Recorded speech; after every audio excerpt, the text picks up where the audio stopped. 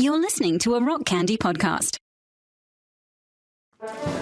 My fellow Americans, this is Lee Greenwood, American hero, and I'm here to tell you that there is nothing on this green earth that was lovingly made by the hands of Jesus than pickles and boots. Well, I've got a couple of friends making a podcast about it. That's right, Joe and Reese.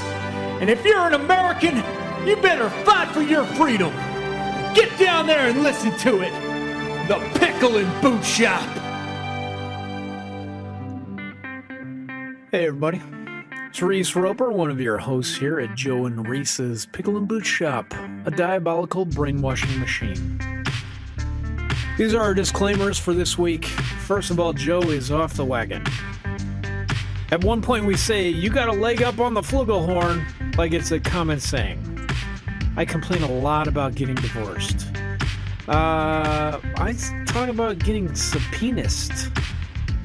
We complain about lawyers a lot too. Joe gives a primer on divorce, which is probably not in line with your biblical beliefs. I talk a lot about how the Denver show went. I say at one point, I don't know if you know about this, Joe, but sometimes I forget the lyrics. I bring my special lady friend to the show in Denver and I talk about it. And then we talk about different things to make cowboy boots out of, like endangered species or old people. The Pickle and Boot Shop, we hope you hate it. Joe and Reese at Pickle and Boot Shop. Get yourself a pickle. Get yourself a boot. Joe and Reese at Pickle and Boot Shop. Pickle time is happening. Pickle time. I go down to get some pickles. With your grandma and your kids. I go downtown. With your grandma and your kids. Boot time. Pickle and boot time. Don't be fickle, get your pickle cider, pop a nickel in your boots. Not a place of ill repute. Bring your grandma and your kids. Come for the pickles, stay for the squids. Stay for the squids. Boots. Put that pickle in your pants. Get some boots inside your hands. Put that pickle in your pants. Get some boots inside your hands. 1996, we start this.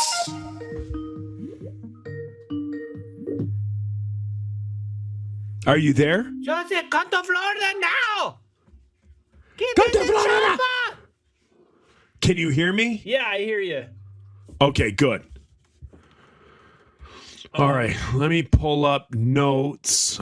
Okay, let's clap. Okay, 3, 2, 1. perfect. I'll tell you Money. what happened is I was streaming the Broncos and Tell trying me. to do Skype and etc. All right, Yeah. it didn't work. It made Skype Burp. stop. Made What it in, the, stop. what in the world is going on? Okay, Well, you I'm started recording. you. I'm supposed to tell you I'm recording it. Did you know that? Right, or I could sue you. No, you can't because I live in Virginia. And I'm it's going to sue you illegal. for that 5-iron money. Oh, yeah? For that $1.2 million for that Kickstarter project. Yeah, so let me tell you this before we start. Reese, how much have you had to drink? I had a little bit of the old Don Q. Reese, I'm pretty tipsy. That's fine, Joe. I went 13 days Uh-huh. without drinking. Why? Just because I was trying to support some friends who weren't drinking. Yeah. So I did the same. Yesterday I had a little bit to drink. Today I had a little bit to drink, and then my girlfriend, I was hanging out with her dad, and he Yeah. kept feeding me. He kept feeding me beers. That's good for him. So At least one of you doesn't hate freedom. And that's her dad. yeah. So I'm a bit. What do they say? I'm a bit tipsy. You got a leg up on the old flugelhorn. Is that how they say it? Yeah. Yep. That's exactly how they say it. You got one descended ball into the out the Flugelhorn. Flugelhorn. Into the Flugelhorn. One descended nut into the I Flugelhorn. gotta tell you about coming after me for my 5-iron money, though. Funny thing. The lady that I am still married to has somehow decided to not become, because this has always been her personality, but now she is her lawyer. So there was a subpoena to appear in court for the divorce, and our lawyers, or as I like to call it, together. As I like to call it, a subpoenas. A subpoenas. I got subpoenaed right in the old back of the house. They came around back and subpoenaed to me. Yep. Anyway, so I'm supposed to go to court, and then my lawyer's like, yeah, we'll figure it out beforehand. We'll work it out. Well, they just keep pulling this shady shit where, like, I'll talk to her and just be like, okay, we've agreed on this. Cool. And then all of a sudden I'll get like something from her lawyer, and it always comes at the worst times. Like, hey, your dad's declaring hospice today, and then there's like, oh, by the way, you're showing up in court, or here's your divorce announcement. Just all this stuff. And I said something. I'm like, hey, this is really lame. This is a little bit heartless to file for divorce and have the guy come put it on the door when my dad's sick and he's dying today. Just things like this. Yeah. We've had these discussions. Plus, we've had discussions about, hey, we should work this out. And then she just vacillates between acting like she's cool and then showing her ass, like being distrustful and just loving money, which has been her personality the whole time we've been married. It's just that she tried to be a better person until now, and she's not anymore. So it's like, this like Sunday, her lawyer, yesterday, lawyer sends an email to my lawyer. He's supposed to, Amy's guy is supposed to be out with COVID. We're supposed to be calling the judge and saying we shouldn't meet because he needs to be quarantined still. But is like, hey, Reese has made all this money with 5-iron, and we're not going to go after that, which is bullshit because she knows how much I make, and we haven't had a show in 3 years. So it hasn't been a lot, but somehow they're just like, well, we're not go after this. Also, he had a job where he was making this director of nursing money, which was good money. I mean, it was over $100,000 a year, but I was never allowed to sleep. Like, I was on call 100% of the time, 24 hours a day, 365 days a year, always on call, and I couldn't rest. I get calls in the middle of the night because people be like, hey, something happened. I got to get home, and my kids are sick. If there's no one to cover, I'd go in and work as a nurse and then work all day, and then that could happen right again. Or I'd have to go in, like in the middle of the night, just get woken up, have to go in and pronounce somebody dead, talk to their family, comfort them, come home, sleep, go back to work. That happened. And like just the stress of that for years, I had ulcerative colitis. Like and she did nothing. She did nothing, had no job, didn't do anything. So there was a lot of talk about this because I would be like, hey, I don't like this. I hate my life. I hate doing this job. It's eating me alive.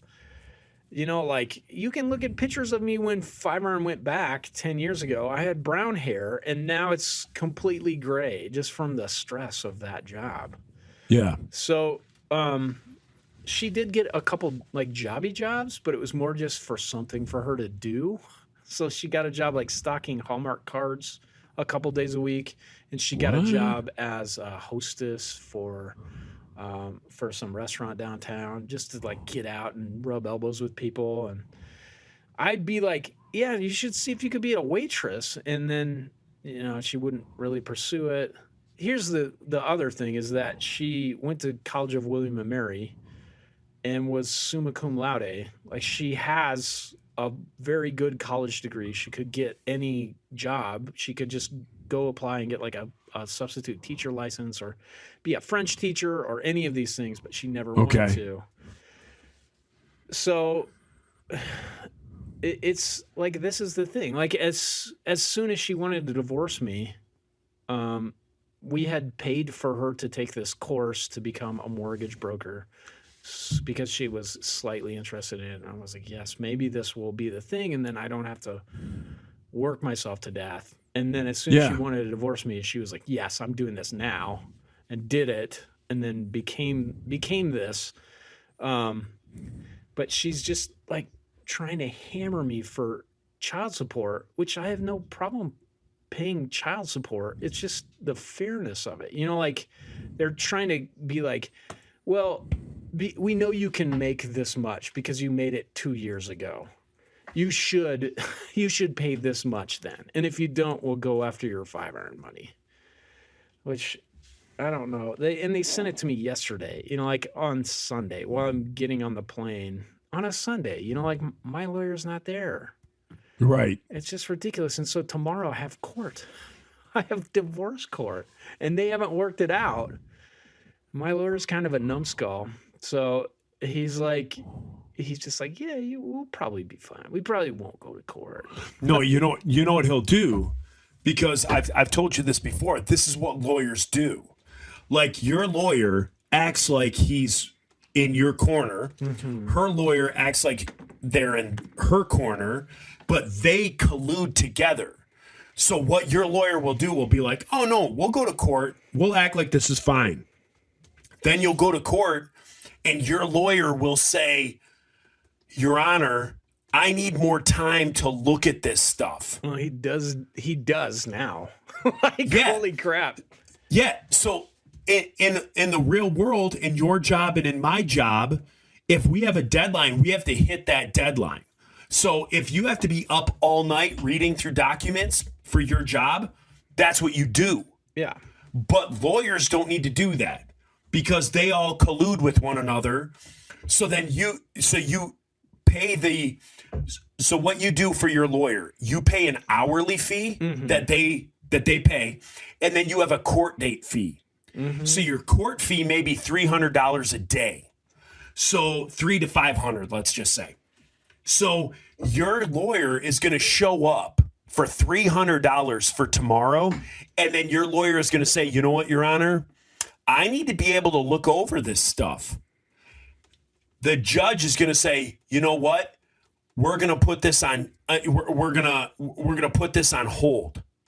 Yeah, and we're going to come back a month from now. Mm-hmm. So what that guaranteed for your lawyer was $300 for tomorrow, and it's going to guarantee them $300 for next month, and the money that they're going to quote unquote look over your paperwork. Yeah. So they're going to say it took 4 hours to read through this. So if they're $75 an hour, $100 an hour, they made $400, and then next month they're going to pay $300 for going to court that day. That's how this whole thing works. I think my guy's even making more than that. Oh my gosh. It's awful, dude. It is absolutely awful. Lawyers know what's up, and they're garbage. Lawyers are absolute garbage. Well, this is not my choice. No, I get it. I don't mean to be drilling on you. I think you're right, man. It's just how it goes. I was like, hey, we don't need a lawyer. Or let's just get the same lawyer. Let's just go. We agree on all this stuff. We agree that's on where they get you. What the possessions are. We agree we're splitting the kids 50-50. We agree. Like, there was not ever any argument over possessions. It was, well, partially because I was just like, hey, look, this is what's important to me, my kids. Yeah. I don't want to hurt them either. And I know if I am like, I want full custody, they'll suffer. They need time with their mom and time with me. Yeah. I mean, let's just be real. You're not going to get full custody. It'll be 50-50. Right. Well, I was like, that's all I want. You can take anything. I was like, you can have all my computer. You can have all my musical equipment. everything. You can take it all. Every car I own, every piece of clothes I own, you can have it. This is all I care about.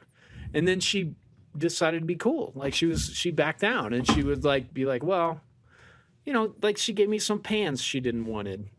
And she gave me nice. Some plates from her old house that from her new apartment that somebody left. So sweet. So sweet.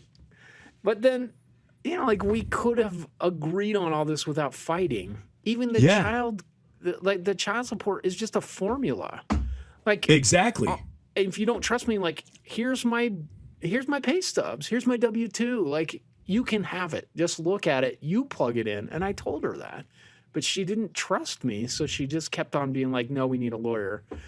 Now she's like, how come you aren't paying child support? And I'm like, because we can't agree on it, number one. And number two, because I'm paying this guy $200 an hour because you didn't trust me. Yeah. There's your child support. Actually, that's 2 years of our kids going to college we just paid for. Yeah. So thanks. Yeah. No, it's absolutely unbelievable. No. Feel free. Feel free. I'm like... Because here's the thing. We have listeners that are going through the exact same thing. Yeah. We have listeners that contact our Instagram, that contact our Facebook, that go through the exact same thing.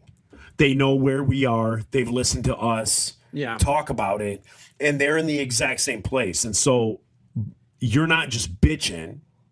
People are listening, and people are invested in it because people are going through the same exact thing. Yeah. Or they're Agata Ozawa and they're listening and reporting this back to Amy. Yeah. Yes. Yes. She told everybody online she was going to come to the 5-Iron show. And I know. So I had to pull up her picture to show to the security guys and be like, hey, look for this lady. And they were like, heck yeah, we will tackle her. Yes, yes. No, what they said is she looks crazy. Yeah. Bananas. Mayonnaise. Yeah. Yeah, sorry you're going through that, buddy. It's absolutely awful. It's absolutely awful. Yeah. I am so looking forward to being over. I'm trying not to be bitter either because I don't think that is going to help my kids. But there's still a part of me that is like, dude, what's it going to be like when you're making more money than me? How's this going to go, Amy? Yeah. Do you want me to treat you the same same level of coolness that you're being? The thing is, just don't get scared. Don't get scared by the bravado of the lawyers. Because at the end of the day, it's still the formula. It's still the formula. Yeah. So at the end of the day, it's still that. And if she says she wants to go after your 5-iron money, well, you play 2 shows a year. Mm-hmm. You know what I mean? So if you're suddenly like, you know what? I can't play 5-iron shows anymore. Well, then that well's gone dry. Yeah. So, you know what I mean? It's not a lot of money. I don't care. If you and her, yeah. So me and Leslie, one of the things that we found out real early was if we make the decisions and just tell our lawyers, then all that nonsense won't happen. They'll try and make it happen, but we'll tell them otherwise. Yeah. And so did that work? Yeah. So we got through that nonsense real quick. It took about, I'm going to be honest with you, it took 2 court appearances where it was like, oh, we have a court date. And then one of our lawyers was like, Your Honor, I need some more time to look over this. And we were like, whoa, wait, what? We were set on this coming in here. So real quick, we told our lawyers, you don't do that. This is set. It's good to go. Yeah. Stop adjourning the court case and let's move forward on this. And that worked. And then with my second divorce, I did everything. So the second divorce, I realized lawyers are garbage. I typed up all the paperwork. I submitted all the paperwork. My first divorce was $7,000. My second divorce was $125. $125. That is incredible, dude. Yes. So that's the difference between using a lawyer and just using your brain and knowing like kind of what to do and the documents that you need. Yeah. $125 divorce and a $7,000 divorce. Yeah. Mine's over 7,000 and I haven't even gone to court. Yeah. And that's the thing. Our $7,000 divorce could have been $2,000. Like, I understand all the stuff that we didn't know what to begin with and the paperwork and the yada, yada, yada. But Leslie and I, we agreed to everything. Like, Leslie was completely open. Yeah. So Leslie and I had everything figured out. And then we realized real quick that what our lawyers were trying to do. And so we put that to an end really, really, really quick. And we're able to just solve it and move on. Yeah. Yikes. I wish that would happen. Like, yeah, she'll act like it superficially. She's like buddy with Shay. My sister has no friends, so she keeps having Amy over, and then Amy just keeps looking around like, oh, how do you get this new refrigerator? You know? Wait. So your sister is having your ex-wife come to your house? Yeah, because she's trying to be cool and make everything be cool. No. It's not making everything cool. That is a bad thing. Stop that. Stop that. I lightly was like, hey, let's not have her over anymore until this is over. But then... No, don't lightly say it. Tell your sister. And forget. It's your sister, so you don't have to say it lightly. You can say, Shay, we are going through a divorce. Stop this. This is hurting me. This is not good. Knock this crap off. Yeah, she will do that. I did get a new refrigerator because the refrigerator that came with this house is on its last leg. And we sold our house. Like I have dollars now, but she's like, oh, how much is he making? The same amount as you on the sale of the house. Like, yes, sorry exactly. for getting a new refrigerator. Yeah. I don't know, man. Oh, man. You need to stop that real quick. You can't have your sis hanging out with your ex. I know. Well, and then what's funny is Amy is like super buddies with her, and she was like saying something, and she was like, yeah, I was in an abusive relationship for many, many years.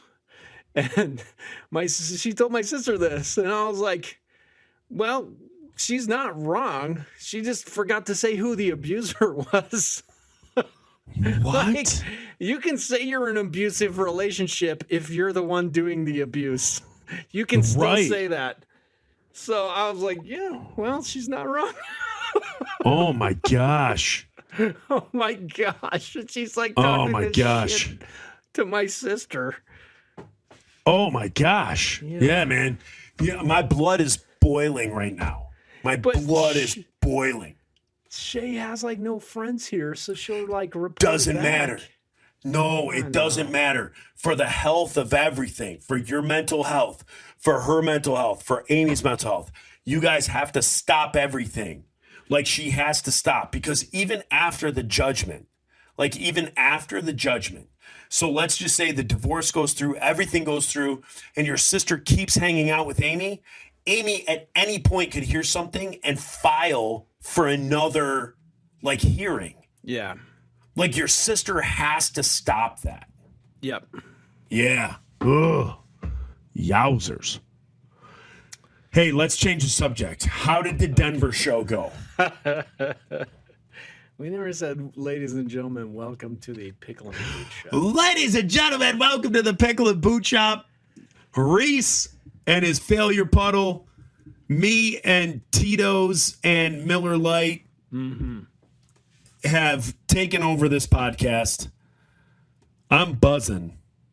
I'm buzzing like a bee. How was the Denver show? Man, I don't know if I told you this, but like I love and hate playing in Denver. I love it because it's like home and we're like, yeah, but it's so stressful for me. Okay. It's so much less stress playing anywhere else because you're like, I know 3 people here. Right. I have to talk to 3 people. I have to do, because it's not like we're on tour. I'm good at this. I'm real bad at this. I'm bad at singing. I'm like, I don't know if, especially this, after COVID, I was like, I don't know if I can sing anymore. I haven't sung except lullabies, like to my kids. Yeah. I I can't sing anymore either. I'm done. I haven't done any cardio, anything at this point. So I'm like, if we were playing like and you're going to Columbus, Denver from Virginia. That means after 45 seconds, you're sucking wind.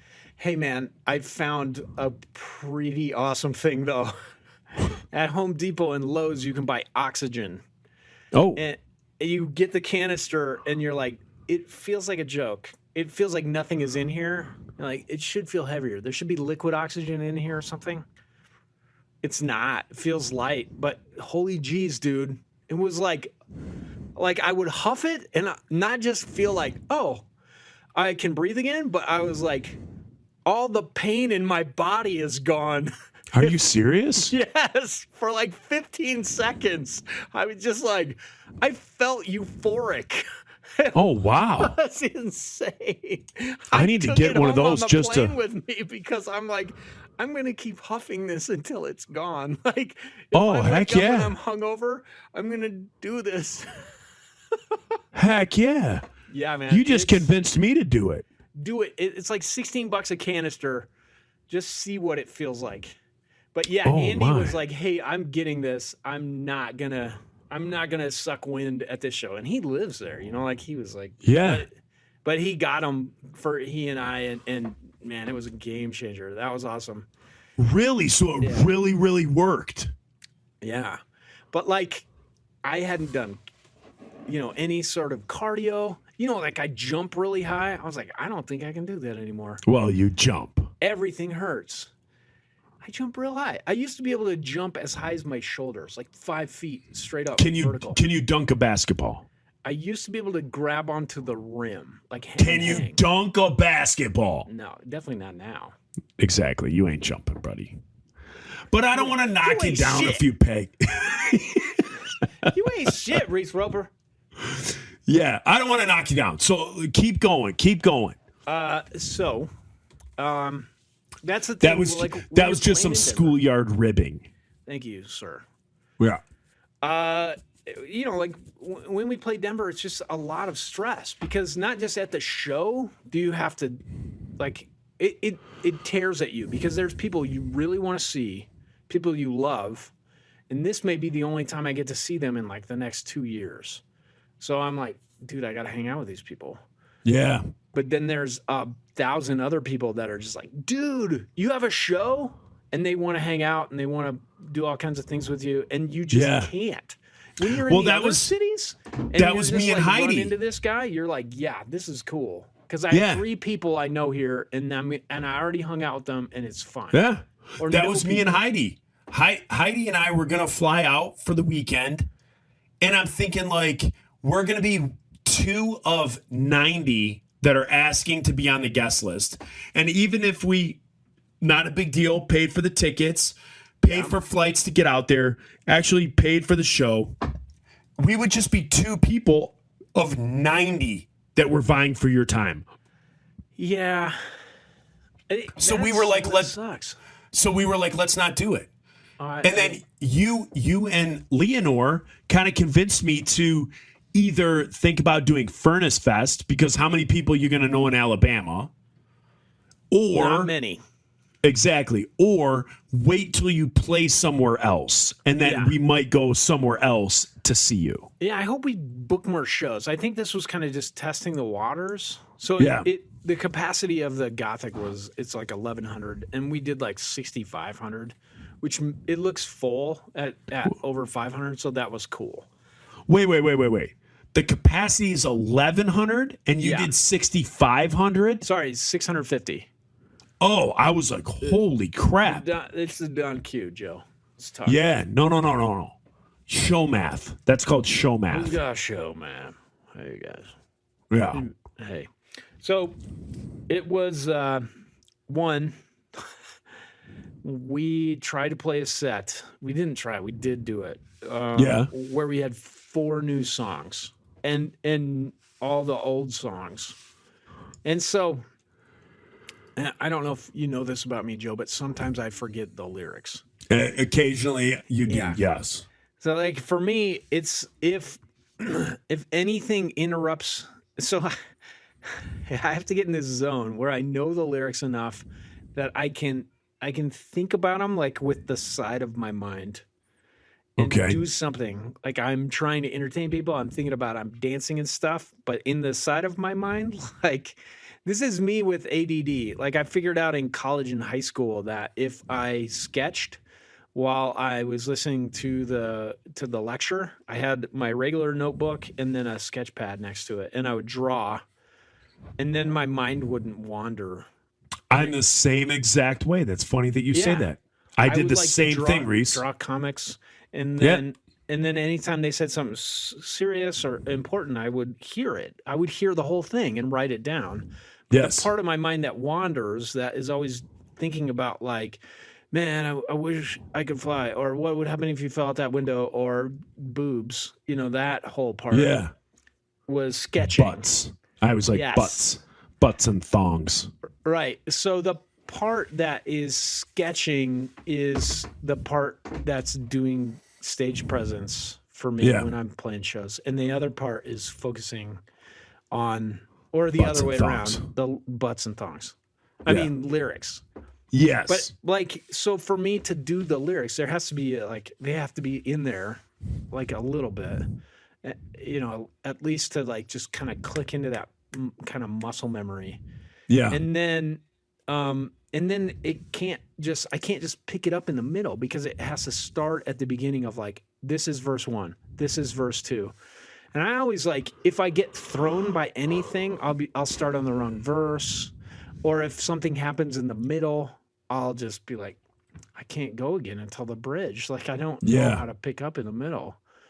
It sucks because I'm truly not a real musician. Like I don't do that.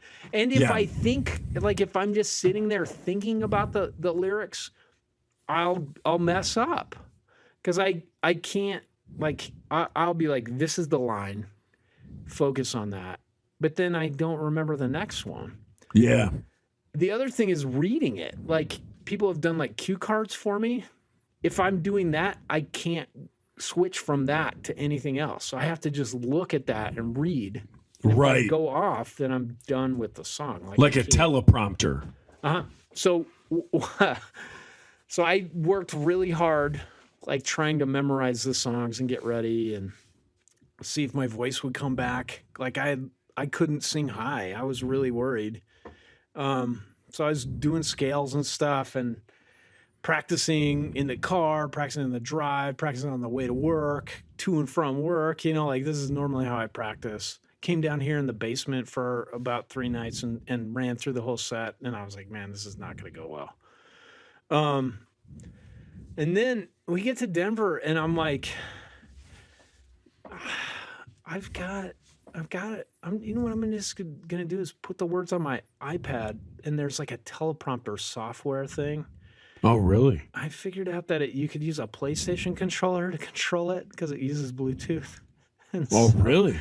I borrowed one of Brad's, and I was like, I'm just going to keep this as a backup.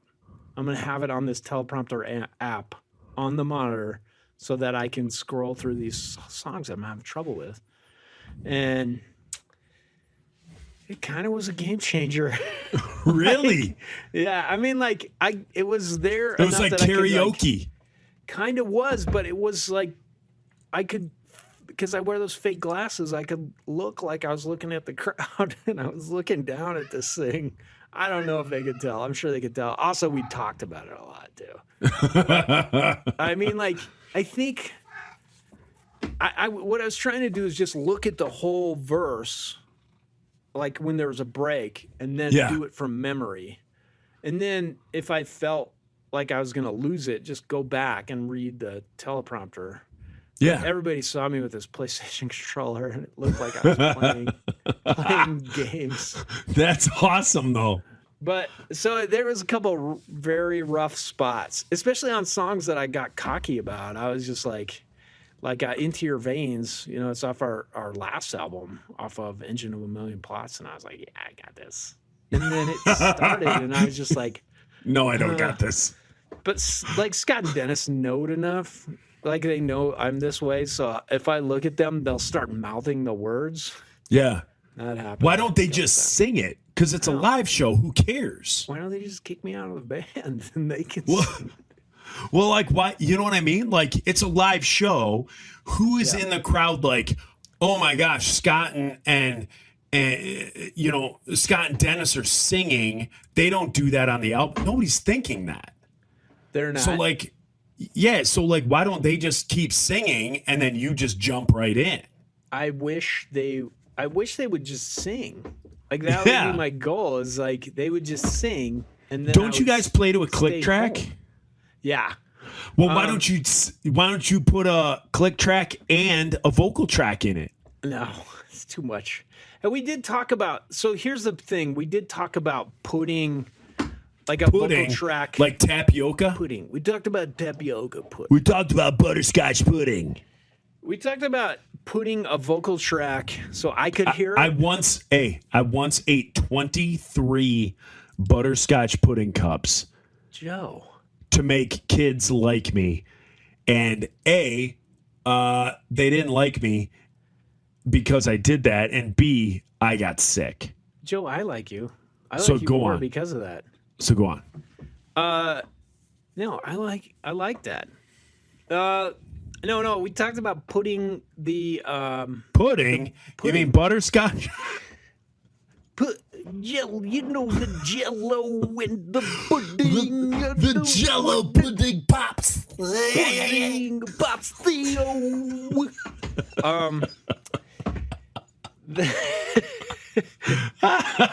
So we talked about putting the like a light vocal track in my ears so I could hear it.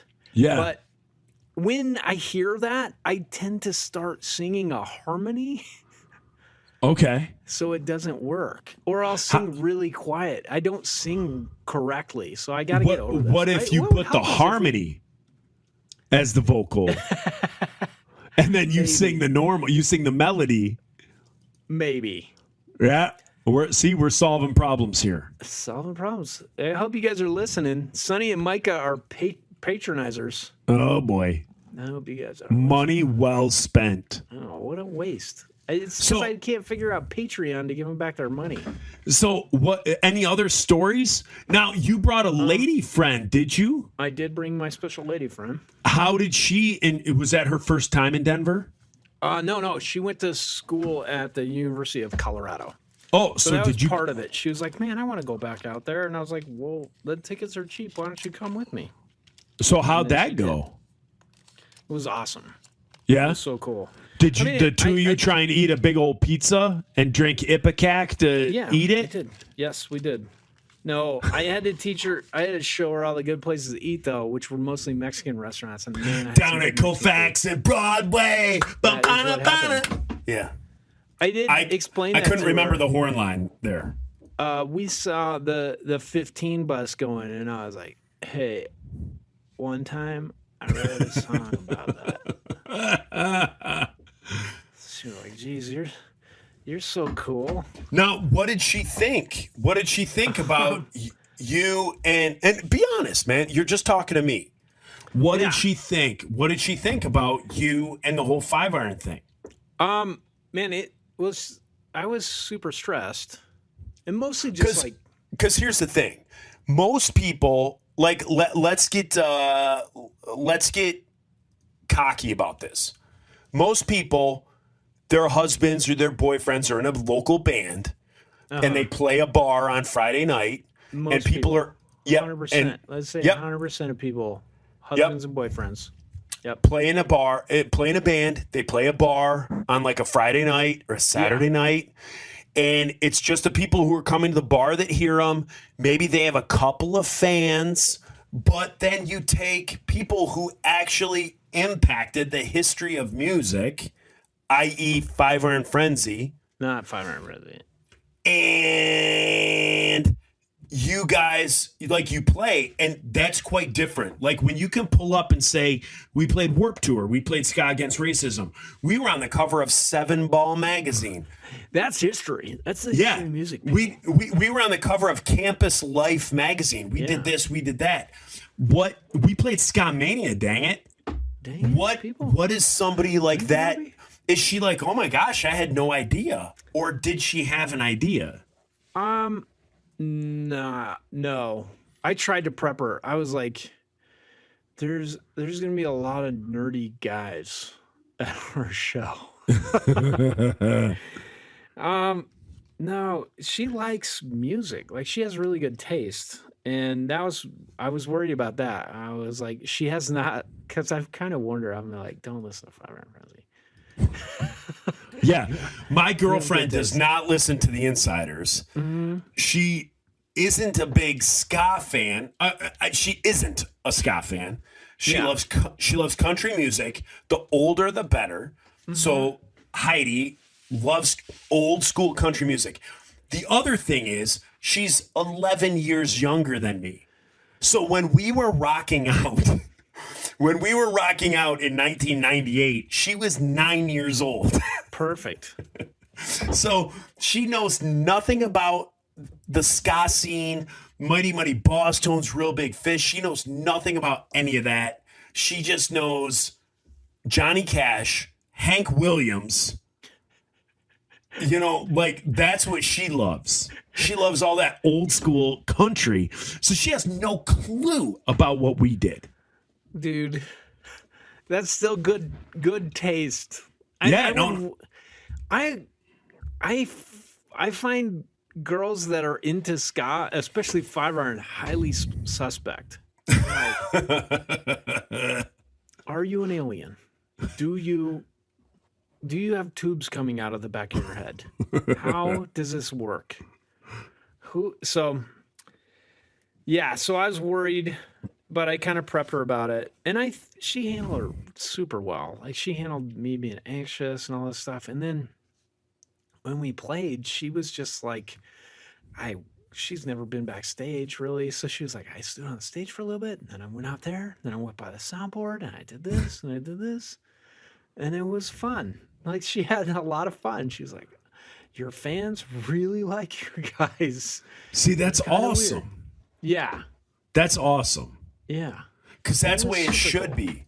That's the way it should be. It shouldn't be like she was jealous, or because my ex-wife, when I went and saw you guys, and I went up, you guys played the Loving Touch in Ferndale, Michigan. Yeah. And demonstrated the Loving Touch. Yeah. My ex-wife was like pissed that I went on stage with you. She was pissed that people were coming up after the show like, hey, aren't you the lead? Yeah. Aren't you the lead singer of the Insiders? Can I get my picture with you? She was pissed that people were doing that. Pissed? Like, why mad? I don't know. So that's the thing. Like, there's people that get jealous about those types of things. There's people that celebrate it. There's people that just love the energy and love what's going on. And that's awesome that your girl is one of those that was just like, man, I had a blast. I'm glad you had fun. I had fun. Yeah. It was super cool. She's awesome. It was good. Yeah. So where all did you take her in Denver? Because she'd been there before. Did you have to get? Mostly, did you get her tour? Did she take you to her places, or did you take her to yours? So her places were in Boulder because she went to the University of Colorado. So we did go up there. She showed me all around. We drove around. Drove up in the foothills. It was awesome. First place I took her was to this Mexican restaurant, which I think is the best on earth. I don't know. I'm not Mexican, nor have I had a lot of Mexican food in Mexico. It's not, because the best place is here in Michigan. But go on. I don't know, man. I got to take you to this place. It's called El Taco de Mexico. This place is called Tienda Mexicana. They both sound like the most generic Mexican names. They're just like, hey, man, do you speak Spanish? A little bit. How much do you have, 8th grade? What's a good name for this? El Taco de what? Mexico? No, you got to say Mexico? Got it. Okay. Yeah, got it. Well, hey, fella. Tienda, what does that mean? Okay, it means a place to buy Mexican food. Yep, that's it. Let's do it. Let's do it. Yeah, man, but this place has the best huevos rancheros, and it was so good. She's never had huevos rancheros. She doesn't eat egg yolks. And I was like, you don't have to get it like this. You can get it scrambled. She's like, no, I'll try it just to see what you're saying, what you're so excited about. So this is like a new flavor for her, was like, because it's over easy eggs and the yolk kind of breaks in the ranchero sauce. Yeah. And then you like mop it all up with your tortilla. Yeah. And then the whole rest of the time, she was like, we could go back there and we could have that again. She was like, that was so good. But yeah, mostly it was just visiting. There was a couple places she had gone to, like this giant bookstore called the Tattered Cover. And I took her, showed her my high school. And, Wait. Don't gloss over that.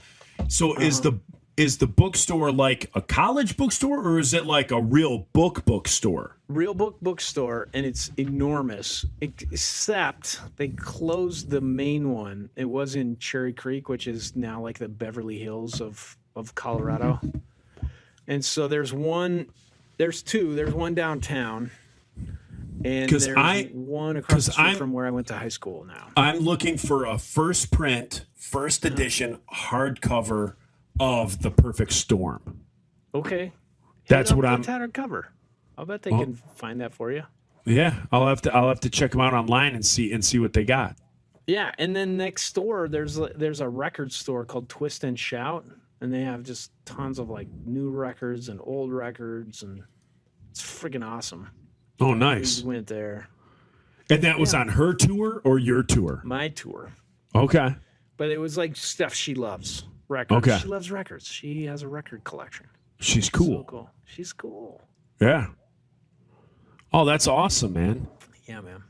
Now, who opened for you? Planet Smashers? The Planet Smashers. How'd that go? They're so good. They're a real ska band, and I had no idea they're from Montreal. Oh, I didn't know that either.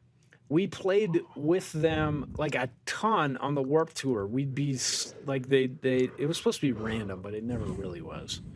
They were like, Wake 5 aren't up at 9 a.m. Make them start playing. And then they'd played around the same time. So they went on, before us. That's what an opener does. Is that it? Yeah, kind of. Yeah. But they're so good.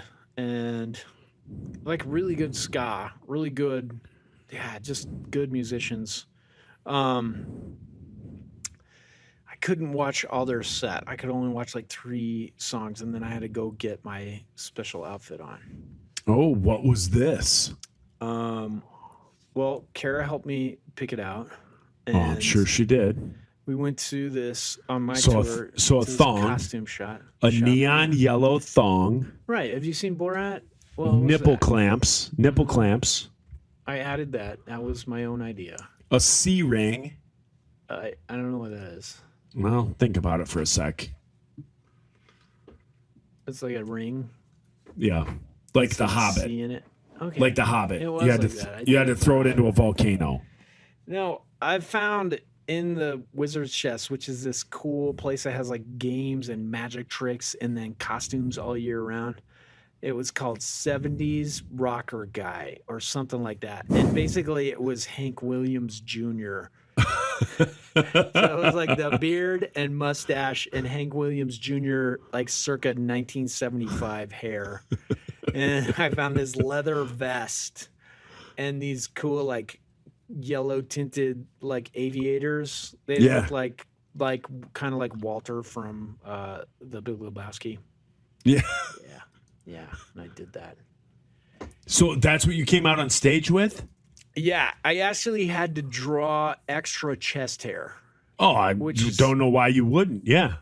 I wanted it coming all the way up to my neck. So there was some Sharpie enhancement. And then I had bought a pair of Elvis glasses that I was like, okay. Those before I found the yellow tinted aviators. But they had built-in mutton chops. Yeah. Which I tore off because I'm like, I'm not doing that again. And then I glued them into my armpits. Oh, so yeah. it was like this really black fur in my armpits. Yeah, why not? It was great. And I had like a leopard skin. You should have done it down your inner thigh and then like wore a Speedo, but then had these mutton chops down your inner thigh. Such a good. That would be such a good costume. A Speedo. Yeah. Extra. Yeah. Like just put a wig down there. Just a wig. Just a curly, like Richard Simmons wig. Absolutely. Just put like 3 like socks, like rolls of socks down there, and then just a wig down the inner thigh. Perfect. Oh my goodness. Let me tell you, that was a moment missed. Well, there's still time. If we have any more shows. Speedo. Now, what was the footwear? Wig. What was the footwear you were rocking? So I tried to get some cowboy boots, but Okay. in Denver, Colorado, you don't just find cowboy boots. No. And I'm thinking $250 minimum. Yeah, and you know what? If you're listening and you're from the Roper Corporation, you're missing out on an opportunity to sponsor somebody. Yeah. I would wear some cowboy boots. Yeah. You know, and I'm like, it's got my name on it. You know, Yeah. like that old that Budweiser commercial where like Reese. Have you seen that? The old guy's playing the guitar and a young guy comes in, or no, a young guy is playing and he looks like a cheese dick and he's like playing guitar and then the old guy comes up and he's like, hey, can I try that? And he goes, sure, old man. And he's like, just shreds. And then he's like, you know, the young guy's like, what's your name? And he goes, it's on your guitar. And it's Les Paul. Yes. Yeah, that's like me, but I would be doing that with boots. Like I just go to the rodeo and then I'd be like, now, Reese, let me take a chance humping that donkey or whatever they do at the rodeo. Hey, come on. I think that is what they do. Over here. I watched Brokeback Mountain. Get it on over here. And then you'd be like, what's Reese, your name, you can't old say man? that. You can't say that. We'll be And I'd be canceled like, again. It's on your boots. You can't. You can't say that. We'll be canceled again. All I'm saying is I don't know what happens at rodeos. A lot of animals get abused. No, Here's the thing, though. Why don't we have a boot for the Pickle and Boot Shop? Why don't we have boots for sale? Right? Why don't we have a cowboy boot that people can buy that is us? It has our little logo on the back or on the sole or something. Uh-huh. Cowboy or combat. Gator skin, ostrich skin, armadillo skin, Hamster skin. hamster skin, Anything. porcupine skin, Oh, where's the porcupine skin? panda skin, Condor. Any type of skin. septuagenarian skin, cowboy boots. They lived a good life. He did. Okay. It He was did. cancer. Okay? Yeah, Number one, yeah. it was cancer. So stop looking at me like that. It was his time. He's paid some medical bills. It was his time. And if he wanted to become a pair of cowboy boots, that was on him. It's his dream. It's his dream. Are you squashing dying cancer people of their dream? Dale, Shame. you're squashing Dale's dream of being leather cowboy boots. That's unbelievable. That sounds like, That just makes me mad. man, talk about woke. If you want to get woke, you got to help Dale out. If you want to get dozens of comments on the discussion page, you need Never to heard of dreams. keep talking about woke.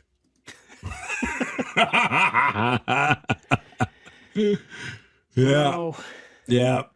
so that was it. We had a show. I dressed like that. I messed up the words quite a bit. How did everybody else go? How was Andy, Micah, Scott, I think everybody Leonore, did great. Dennis, Brad? They were all great. Yeah. They did great. One time I had to take the microphone away from Leonore because it was Of course. loud in my ears. She was like, I need to say something, and she's like, Yeah, you're like, no, you don't. that. Get No, you out of don't. there. No, because sometimes when Leonore is on the microphone, she forgets that the show is for the people, like we're performing for them. And she's like, they're here for me. And you have to, That's like, what I always feel like. That's "They're what I here do. for me. That's exactly what I think. I think these people are here for me. It doesn't matter who's playing the instruments. It's the lead singer. They're Yeah. here for me. Yeah. This is my time. It can say, No. it doesn't matter if it says insiders. That's just German for Joe Yerke. They're here for me, baby, me. So I had to take the microphone away one time. And Now- I think she's probably mad at me for it. because you don't see all these guys all the time, when you Yeah. go back, is it something that everything just picks up where you left off, like you love seeing those guys, or is it weird? It's usually like that. Like you're just picking up, but it's a little weird because we're all like siblings, so there's a little bit of competition, like trying to be funny or grosser than the other one. Okay, yes. But this time was just weird. It Wow, was how just so? Well, I think the Denver people had all been hanging out, like they were used to being around each other, and then we're like me and Dennis and Sonny were just kind of thrown into that, and like, what do I do? Yeah. What? It was kind of weird, but it not bad. I mean, it was so good seeing those guys. Not bad, weird, just like Not like it normally is. if you were there another week, within that week you would integrate. But the fact that you were only there a couple of days, it kind of it was awkward a little bit. Yeah, it was. I get awkward. that. I get that. It was. It was. I still get that. good. So good seeing those guys. I get that. But then the other thing about coming into town for a show like that is like you're also friends with everybody's wives. And so you want to see them and hang out and just be like, yeah, how are you? And that. And then they have kids and all their kids are becoming older. So then you have to, it's like more people integrated into that circle that Sure. you're having to be like, Yeah. dude, you used to be like 5 apples high and now you are taller than me. Yeah. So here's a cool thing. Brad's son played Renegades with I him. saw that. I saw that on Instagram. Brad posted that. It was so cool. The Yeah. only thing that sucked is I was so worried about my stupid lyrics. I couldn't fully like acknowledge it or look at him or just be like, this is so cool. So cool. It's a song about kids and it was his son. Yeah. So cool. Man, Yeah, it was rad. Brad posted that He like killed his son did like did a marching band, like a parade in the morning, a marching Yeah. band competition, and then 5 iron at night. Yeah, Like his- if I wasn't his so worried lips. about singing, I would have talked about that. But I was just like, teleprompter, Nintendo. Yeah, PlayStation. so awesome that he did it. AB, up, down, and select start. I did try that. It did not work. It didn't give you ultimate lives. No, and then I still had the one life. All right, ladies and gentlemen, this is the that was end. This is it. This is the end of the freebie portion, and it's Monday night. Reese and I gave you an hour, and we're going to do another hour tomorrow night. So tomorrow you're going to get the Patreon. So if you're a freebie, you're not going to hear the other portion unless you real quick sign up and do $5 a month. Then you'll hear the other portion. That's all it costs. You could pay more. Some people do. Cool people. Cool Hey, people you know do. who I saw? Who? Brock Didis. Who's that? He's one of our patronizers. Oh, yeah, He yeah, bought yeah, me yeah. a thing of Fireball. He bought me a shot of Fireball. Oh, Yeah. dang. Dude, you know what I He did? was super cool. And Eli was there. Manning? He's one of our patronizers. Eli Manning? Eli Manning. He's patronized us twice in a row. Nice. Eli, who used to be the sound guy for Roper. Oh, well, good Yeah, I stuff. saw him, and it was so awesome. There were 3 people from Roper there. Oh, that's phenomenal. You know what I've been listening to a ton is the Ropers version of the Shania Twain song. That's ridiculous. It's not ridiculous. I listen to it a lot. I started playing it on guitar all the time, too. I always sing it to Heidi. You know what made me fall for you, Heidi, is the smell of your patchouli. That's right. And you spat in my face because I liked meat. I'll play it in the locker room at work, and people are like, what the F is this? And then when it kicks in, people are like, is this Shania Twain? And I'm like, yep. Yep. Can't you tell? Can't you tell? It is her. By that gravelly voice, that smoky voice. Jeez, come on, people. All right, freebies. Come on, roofers. All right, freebies, go suck an egg. We're done with you. Love you, though. Love you, though. When I say suck an egg, that's in the most gentlest, loving way. Right. If you could, for nourishment, you need more protein. Come on, Yes. guys. Yes. Suck an egg. So that's it. See you guys.